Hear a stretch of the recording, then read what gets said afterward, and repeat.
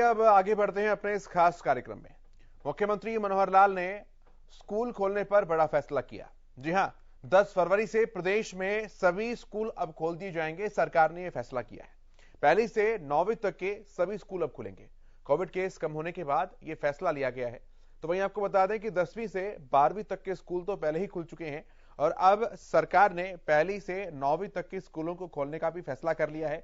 यानी कुल मिलाकर अब पहली से और 12वीं क्लास तक के स्कूल जो है वो 10 फरवरी से खुल जाएंगे पूरे प्रदेश के अंदर।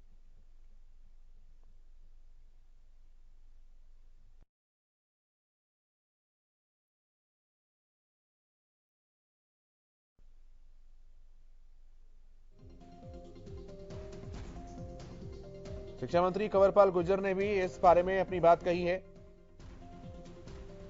स्कूल खोलने पर सरकार का यह बड़ा फैसला है जो देखा जा रहा है।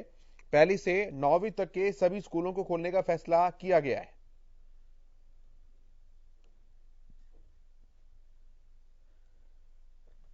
हालांकि वो समय जब कोविड का खतरा पूरी तरह से टला नहीं है, जिलों को और इलाकों को अभी कोविड फ्री घोषित नहीं किया गया है। ऐसे में बच्चों के लिए कोविड प्रोटोकॉल्स का पालन करवाना, यह भी शिक्षकों के लिए, सरकार व्यवस्था प्रशासन के लिए एक चुनौती भरा काम होगा, क्योंकि बच्चे अनुशासन में बहुत लंबे समय तक एक जैसे बंद कर रहे हैं, यह थोड़ा मुश्किल सा काम लगता है। लेकिन अभिभावकों का और प्राइवेट स्कूल एसोसिएशंस का सरकार पर पहले से ही दबाव था कि सरकार स्कूलों को खोलने का काम करे और सरकार ने अब पहली से लेकर और 12वीं क्लास तक के स्कूलों खोलने का फैसला कर लिया है।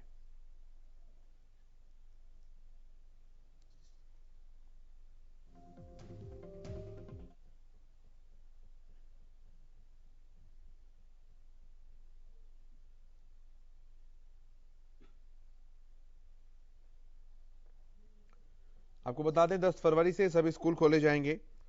10वीं से 12वीं तक के स्कूल पहले ही खुल चुके हैं और कोविड केसेस जैसे जैसे कम हो रहे हैं वैसे वैसे अनलॉक भी शुरू हो रहा है और इसी अनलॉक की कड़ी में अब एक ताला खुलने का काम हुआ है स्कूलों का। प्राइवेट और सरकारी जितने भी स्कूल हैं वो पहली से 9वीं क्लास तक के लिए भी अब 10 फरवरी से खुल जाएंगे और बच्चे सामान्यतः स्कूल जा सकेंगे। इस पूरे मसले पर शिक्षा मंत्री कंवरपाल गुर्जर का क्या कुछ कहना है, एक बार ये भी आप सुनिए। देखिए, स्थिति बिल्कुल अब सामान्य होने जा रही है धीरे धीरे और काफी हद तक ठीक है इस टाइम, कोई वो नहीं। और 10वीं से लेके 12वीं तक के स्कूल जो है हमने बहुत पहले खोल ही दिए थे।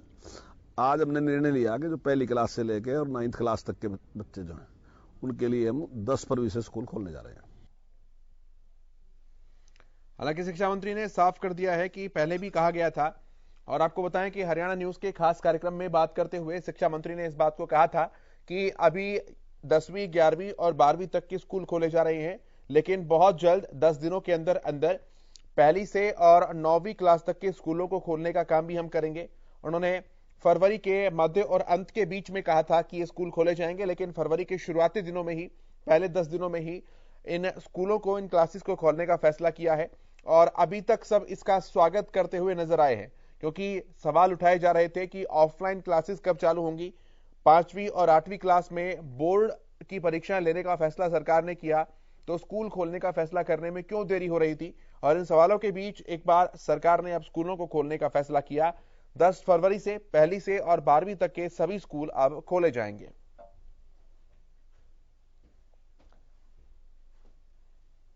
हालांकि बच्चों का वैक्सीनेशन अभी नहीं हो पाया है। 15 से और 18 साल के जो बच्चे हैं, वैक्सीनेशन केवल उन्हीं का हो पाया है। अगर कक्षाओं के आधार पर कहें तो केवल 10वीं 11वीं 12वीं का ही वैक्सीनेशन हुआ है। वो बच्चे जो 9वीं क्लास या उससे नीचे पढ़ते हैं वहां पर वैक्सीनेशन जैसा कोई प्रावधान नहीं था। संवाददाता रवि कालीरमन हमारे साथ जुड़े हैं। रवि, अपडेट्स चाहेंगे सबसे पहले आपसे इस मुद्दे पर।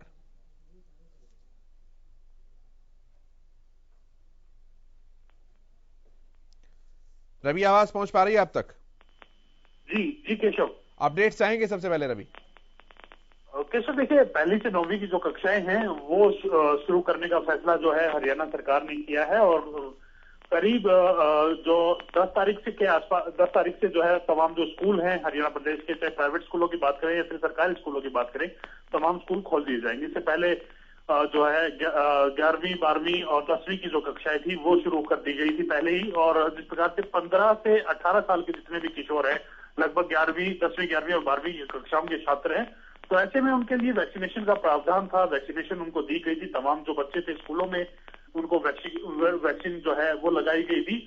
अब कहीं ना कहीं चिंता इस बात की है कि जो छोटे बच्चे हैं, 1 से 9वीं के हैं, 15 साल से नीचे के हैं, उनके लिए वैक्सीन उपलब्ध नहीं है। हालांकि हरियाणा सरकार ने स्कूल जो है कोरोना की स्थिति को भांपते हुए वो खोले हैं। दैनिक मामलों में जितनी गिरावट आई है, 1500 के आसपास जो दैनिक मामले फिलहाल हैं वो आ रहे हैं, और जिस प्रकार की जो मृत्यु दर है वो काफी कम है और रिकवरी रेट काफी अच्छी जो है प्रदेश की वो हो चली है। तो ऐसे में कहीं ना कहीं जिस प्रकार से सिलेबस उनका अधूरा रह गया था लगातार, जिसमें 2 साल के आसपास से जो है कोरोना की महामारी में पूरा देश और प्रदेश जो है वो जूझ रहा है। तमाम जो बच्चे हैं, शिक्षण संस्थान जो तमाम थे वो बंद थे, चाहे हम कोचिंग इंस्टीट्यूट्स की बात करें या फिर अन्य जो संसाधन थे जो बच्चों के पास शिक्षा ग्रहण करने के, वो तमाम संसाधन बंद थे। ऐसे में कहीं ना कहीं ऑनलाइन क्लासेस दी जा रही थी। ग्रामीण तबके से जुड़े हुए जो लोग थे उनको जो है ऑनलाइन शिक्षा से वो वंचित रह पाते थे, क्योंकि एक इक्विपमेंट जो उनके पास भरपूर मात्रा में नहीं थे, फोन्स नहीं थे, स्मार्टफोन्स नहीं थे, टैब्स नहीं थे। और ऐसे में जहां जिन बच्चों के पास टैब्स थे तो वहां कहीं ना कहीं नेटवर्क का इश्यू रहता था। तो तमाम जो बच्चे थे ग्रामीण तबके से जुड़े वो शिक्षा से ज्यादा वंचित रहे। तो अब सारी स्थिति को भांपते हुए फिलहाल जो कोरोना की दर है वो काफी कम है, और इसके चलते इसको देखते हुए हरियाणा सरकार ने 1 से 9वीं तक की कक्षाएं खोलने का फैसला लिया है। जी कैसे रवि, 15 से और 18 साल के बच्चों का ही वैक्सीनेशन प्रोग्राम जो है वो किया जा रहा है। अगर क्लासेस के अनुसार देखें तो 15 से 18 साल मतलब 10वीं 11वीं 12वीं तक के बच्चे ही उन्हें स्कूल बुलाया जा रहा था, लेकिन बच्चों के लिए वैक्सीनेशन जैसे कोई प्रावधान नहीं है। ऐसे में क्या प्रोटोकॉल्स और ज्यादा सख्त होंगे, या फिर सरकार इस बारे में भी कोई संज्ञान ले रही है कि बच्चों का स्कूलों में ही वैक्सीनेशन करवाया जाएगा, जिसकी संभावना हालांकि बहुत कम लग रही है अभी? बिल्कुल केशव, देखिए छोटे बच्चे हैं जो 15 साल से कम आयु के जितने भी बच्चे हैं उनके लिए वैक्सीनेशन अभी तक जो है उपलब्ध नहीं है। जैसे ही वैक्सीन उपलब्ध होती है तो तमाम बच्चों को स्कूल में वैक्सीनेशन दी जाएगी। इसके अलावा मैं बात करूं जो छोटे बच्चे हैं या 9वीं 1 से 9वीं तक कक्षा के बच्चे हैं तो 15 साल से अमूमन छोटे होते हैं। बच्चों को स्कूल में आना अनिवार्य नहीं, अगर उनके पेरेंट्स जो अभिभावक हैं वो नहीं चाहते उनको स्कूल में भेजें तो ऐसे में उनके लिए ऑनलाइन शिक्षा की जो है सुविधा वो भी अवेलेबल रहेगी। तो ये तमाम चीजें हैं, तमाम एसओपीज हैं वो फॉलो करनी पड़ेंगी। पानी जिस प्रकार से बच्चे अपनी बोतल में साफ लाएं, सैनिटाइजेशन का उपयोग है, सोशल डिस्टेंसिंग है, तमाम ऐसे एसओपीज हैं जो हरियाणा सरकार और केंद्र सरकार ने जारी कर रखी हैं, उनको फॉलो करना होगा। तभी जो बच्चे हैं वो स्कूल में आ सकते हैं। अगर अभिभावक नहीं चाहते तो वो अपने बच्चों को ऑनलाइन शिक्षा अपने घर बैठे दिलवा सकते हैं। बिल्कुल, बहुत धन्यवाद रवि आपका इन तमाम बातचीत और जानकारी के लिए। नजर बनाकर रखिए आप। तो संवाददाता रवि भी जैसी जानकारी दे रहे थे कि ये कोई कंपल्सरी नहीं है, कोई अनिवार्य नहीं है कि बच्चा स्कूल में जाए ही जाए। अगर आप चाहें तो स्कूल में भेज सकते हैं, और अगर आप ना चाहें तो घर में बैठकर भी ऑनलाइन माध्यमों से बच्चा पढ़ाई कर सकता है, जैसा कि अभी तक करता आया है। अगर आप एनओसी देते हैं और आपको लगता है कि क्लास में जाकर अब बच्चे को पढ़ाई करनी चाहिए तो आप ऐसा करने के लिए अपने बच्चे को स्कूल भेज सकते हैं। लेकिन अगर आप अब भी ये मानते हैं कि कोरोना का खतरा टला नहीं है और अगर स्कूल नहीं गया तो कहीं दाखिला तो निरस्त नहीं कर दिया जाएगा या कुछ और इस तरह की परेशानी तो नहीं होगी, तो ऐसा कुछ भी नहीं है। ऑनलाइन और ऑफलाइन क्लासेस दोनों ही शुरू रहेंगी।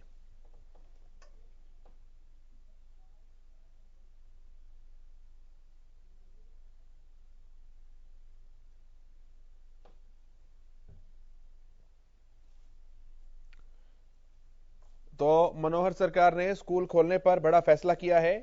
10 फरवरी से प्रदेश में सभी स्कूल खोल दिए जाएंगे। 1 से और 9वीं तक के भी स्कूलों को खोलने का फैसला किया गया है।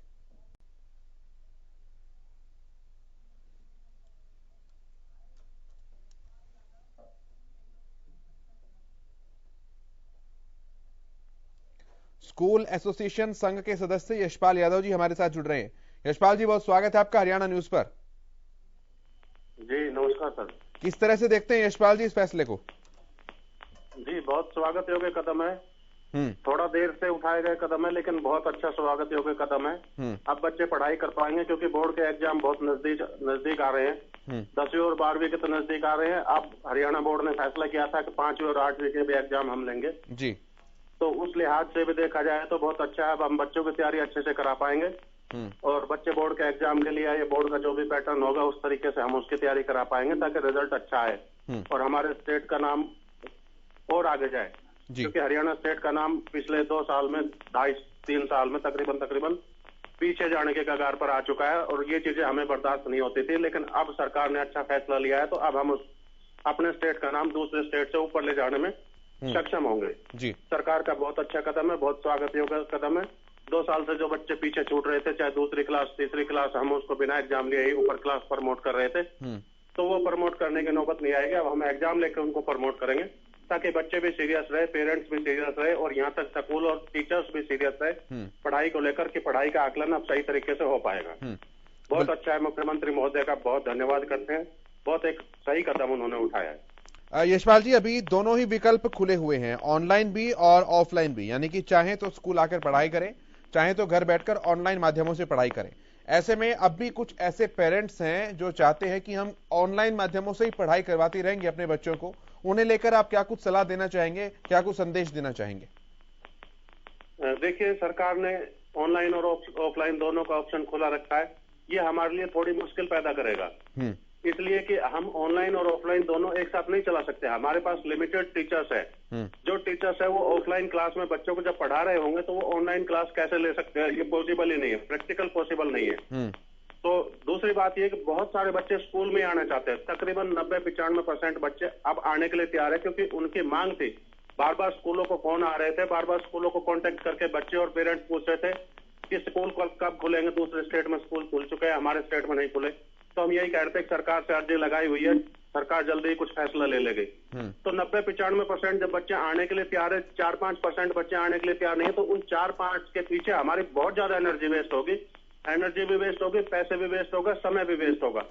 तो सरकार को ये चाहिए था कि इस तरह का प्रोविजन ना निकाले कि ऑनलाइन और ऑफलाइन आप दोनों। तो थोड़े बच्चों के लिए हमें बहुत सारी मेहनत करनी पड़ेगी जिससे हमारा रिजल्ट प्रभावित होगा आगे जाकर। तो इस तरह के प्रैक्टिकल पॉसिबल नहीं लगता। सरकार से मेरी मांग है कि इनको तुरंत प्रभाव से या 1-2 दिन देकर इसको जो है इस ऑर्डर को वापस लेकर इस ऑनलाइन के झंझट को ही खत्म किया जाए, क्योंकि उतनी एफिशिएंसी के साथ नहीं पढ़ा पा रहे थे बच्चे, उतनी एफिशिएंसी के साथ नहीं सीख पा रहे थे। तो ऑनलाइन ज्यादा इफेक्टिव नहीं हो पाते हैं। तो इसलिए जरूरी है कि आप जो है सबको ऑफलाइन के लिए आदेश जारी कीजिए और हमें ऑफलाइन पढ़ाने के लिए आदेश जारी करेंगे तो हम आपके स्टेट को और आगे ले जा पाएंगे। लेकिन पेरेंट्स भी अभी ऐसे हैं यशपाल जी, कुछ जो नहीं मानसिक रूप से तैयार है कि अपने बच्चे को हम भेजें स्कूल में, उन्हें क्या कहना चाहेंगे? लेकिन सर, डिसीजन तो मेजोरिटी के हिसाब से लिया जाता है ना जी। जब मेजोरिटी ऑफ स्टूडेंट स्कूल आने के लिए तैयार है तो आप दूसरे बच्चों को कंपेल कर ही सकते हैं। तो ऐसा नहीं कि अगर 2-4%, 5% या 10% के करीब बच्चे ऑनलाइन के डिमांड कर रहे हो तो आप उनकी बात मानकर हम पूरी एनर्जी 10% बच्चों पर लगाते हैं, 90% बच्चों को छोड़ ही दें, तो गलत बात हो जाएगी। उन बच्चों के साथ जो स्कूल आ रहे हैं उनके साथ गलत हो जाएगा, उनके साथ हम इनजस्टिस कर जाएंगे, कहीं ना कहीं न्याय नहीं कर पाएंगे। तो हम पूरी एफिशिएंसी हम पूरे सही तरीके से तभी पढ़ा पाते हैं जब बच्चे हमारे आमने सामने बैठे हो, तब हमारे आई कांटेक्ट में हो। बच्चे जब आई कांटेक्ट में होते हैं तो ज्यादा अच्छी तरह समझ पाते हैं, टीचर अच्छी तरह से समझा भी पाते हैं जी। और उनके नोटबुक्स और बुक्स वगैरह जो राइटिंग का काम है तकरीबन, क्योंकि जब ऑनलाइन क्लासें होती है राइटिंग का काम छूट जाता है और राइटिंग एक बहुत अहम रोल प्ले करती है जब हम एग्जाम लेते हैं, तो क्योंकि एग्जाम के अंदर लिखना पड़ता है।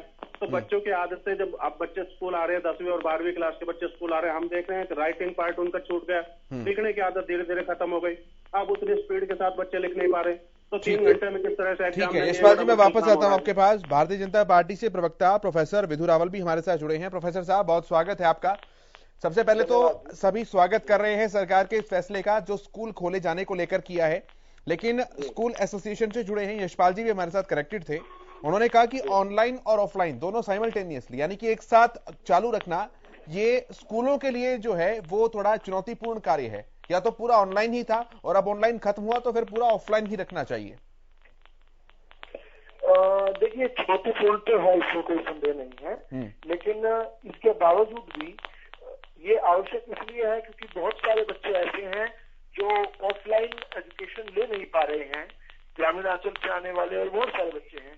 दूसरी तरफ हमने जहाँ 10वीं 11वीं और 12वीं के जब स्कूल हमने खोले 1 फरवरी से, तो हमने एक पैटर्न देखा कि बहुत सारे अभिभावक अभी अपने बच्चों को नहीं भेज रहे हैं स्कूल में। उनकी स्वेच्छा पर है अपने बच्चों को भेजना। हमने देखा 24, 25, 26% से ज्यादा कहीं पर भी हमें अटेंडेंस नहीं मिल रही थी। एक एवरेज 24% की अटेंडेंस मिल रही थी। तो ऐसे में जो बच्चे स्कूल आना चाहें, जो अभिभावक इसके लिए तैयार हो, वो भी ठीक है। और जो बच्चे जो है अपने घर पर बैठकर पढ़ पाए, क्योंकि देखिए ये सेशन अब खत्म होने वाला है और बच्चे पिछड़ रहे हैं उस खाते से।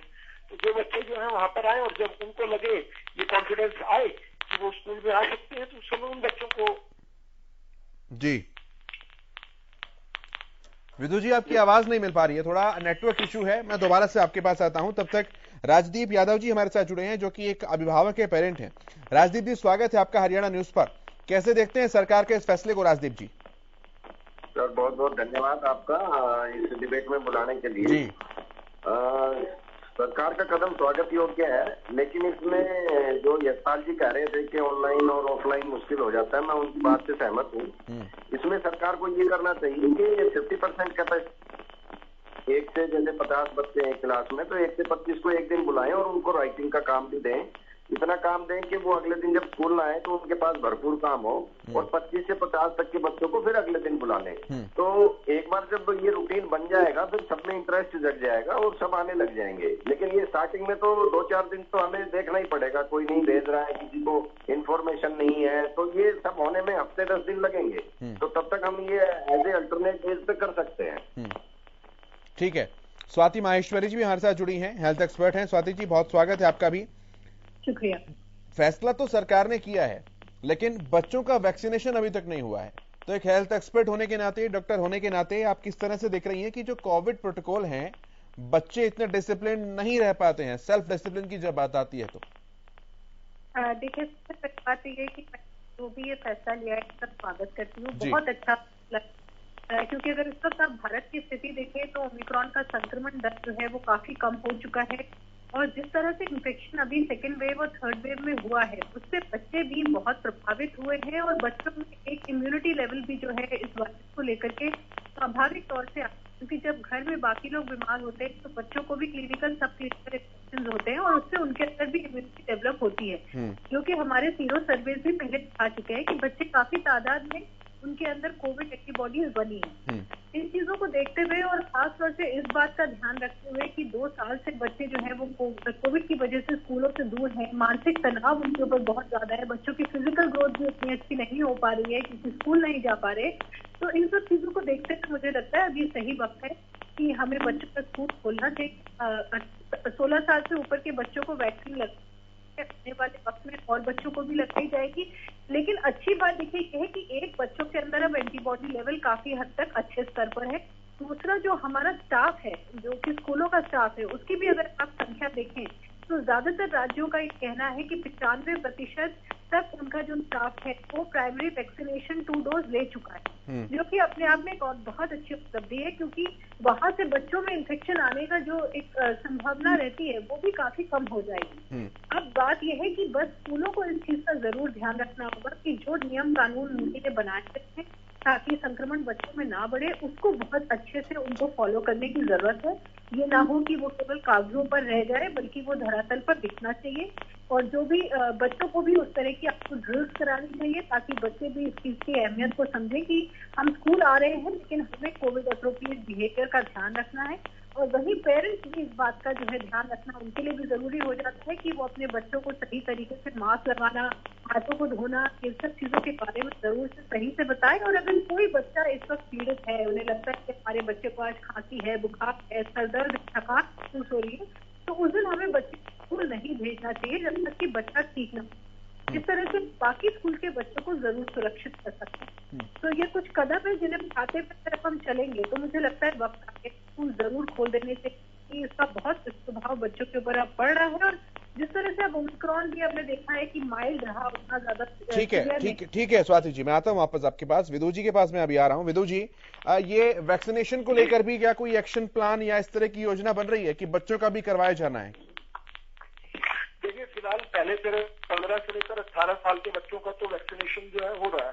इससे छोटे बच्चे जो है उनका भी ट्रायल चल रहा है, अभी क्लिनिकल ट्रायल्स चल रहे हैं। उसके पहला फेज हो चुका है, अच्छे रिजल्ट्स मिले हैं, ऐसी रिपोर्ट है। लेकिन जब तक पूरी तरीके से सुनिश्चित नहीं किया जाता कि बच्चों के लिए पूरी तरीके से सेफ है, तब तक इसको रैशन करना ठीक नहीं रहेगा जी।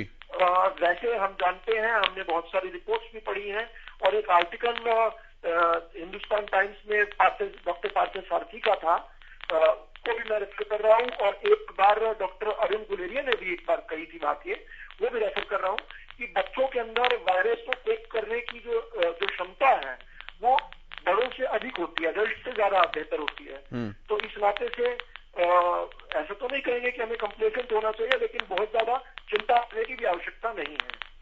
ठीक है सर, बहुत शुक्रिया आपका विदु रावल जी हमारे साथ जुड़ने के लिए। स्वाति माहेश्वरी जी आपका भी बहुत धन्यवाद हमारे साथ जुड़ने के लिए, और राजदीप यादव जी आपका भी बहुत धन्यवाद इस चर्चा में शामिल होने के लिए। यशपाल यादव जी आपका भी बहुत शुक्रिया इस चर्चा का हिस्सा बनने के लिए।